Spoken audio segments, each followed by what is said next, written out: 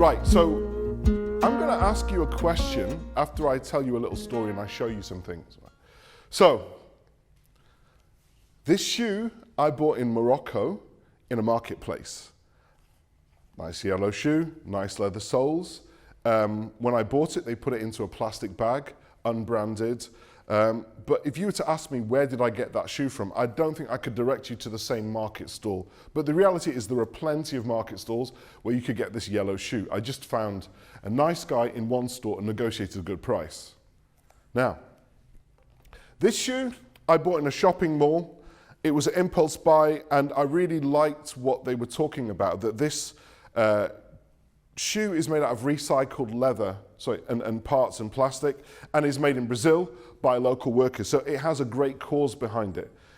The difference between this shoe and that shoe is this one's got a logo. But I got this a couple of years ago, but when I look on the internet and do a Google search, very little comes up on social media. Their website isn't existing at the minute.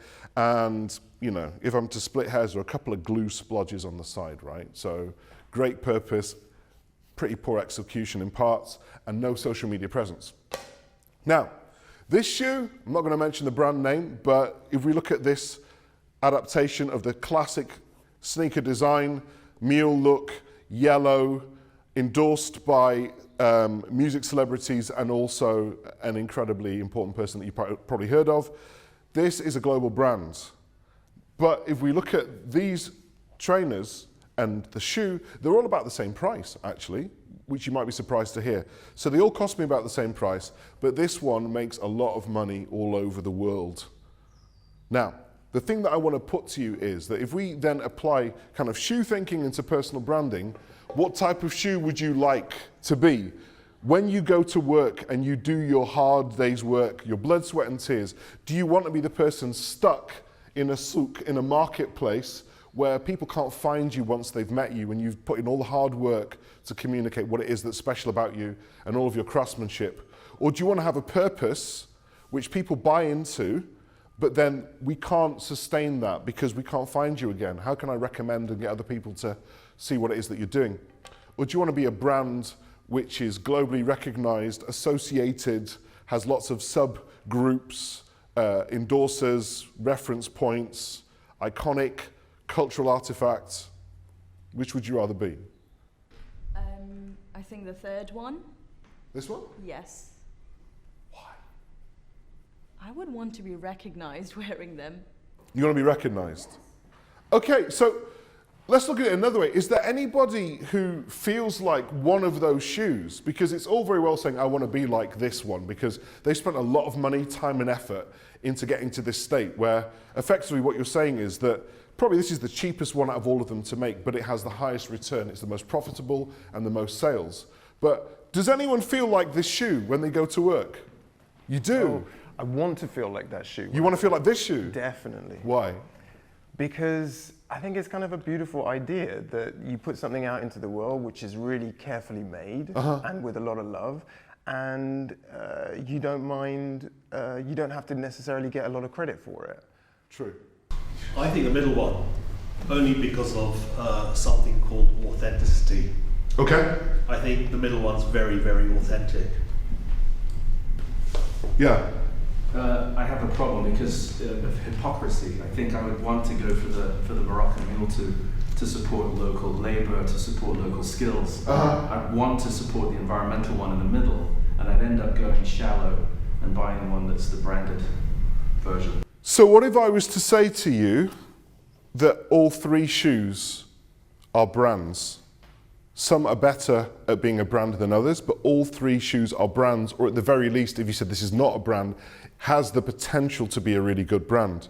And so for me, one of the interesting things about personal branding is there's no one blueprint, there's no one skill set that you need, but it's about finding your just right, your right voice, your right presence. So if you believe in the cause, then you can go for the cause. If you believe in local artisanship and you don't want to be global, then you can definitely be this. And if you want to be worldwide recognized, then you can definitely be one of these. But the interesting thing for me is that if we then think about this applied to a person, basically what I'm going to argue today is that we could all do a little bit better. And the idea is that if you think about personal branding is supposed to give you the opportunity to have more money, power, and respect than without that brand. And if you're not doing it like that, then there's something wrong. You're basically doing it wrong. Now, some of you might come round and say, hold up a minute, can everyone be a personal brand? Yeah, I think so. I actually think so. And you might say, but is it only just about money and likes and followers and shares? No, but if I put it like this, if we think about some of the global brands, what if you were able to raise your voice and reputation so that you don't have to work 5 days a week because you make the same money working 3 days a week? You're nodding your head. That was the penny that dropped in my head, which is like, well, then it kind of makes sense. It's not about making money, but it's about putting the ball back into your court where you've got more choice, right? Where you can actually decide how many days a week you want to work, how much you want to charge, and you have something to back that up, whether that's the support of your followers or recognized, verified, certified individuals, not just ticks for the sake of having ticks, but real people that you care about. And I think that's why, especially in the professional space, it's become really interesting for me, because I think we're all trying to find that just right where we're working not harder, but smarter.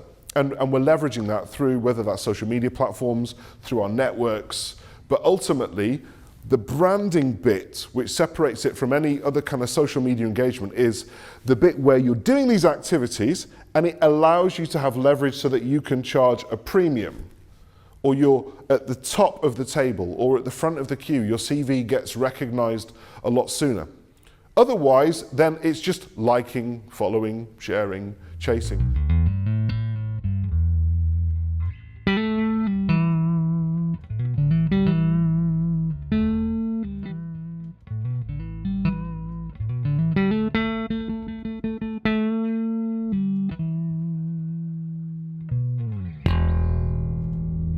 All right, I'll take it.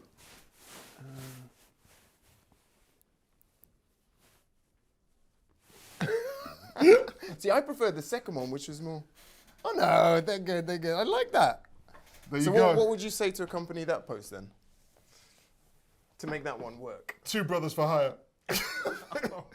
Please hire these brothers. We sound so cheap. I need work. 2 brothers. Like 1 year after BLM, and it's still not got paid. I might put them. All right. Agreed.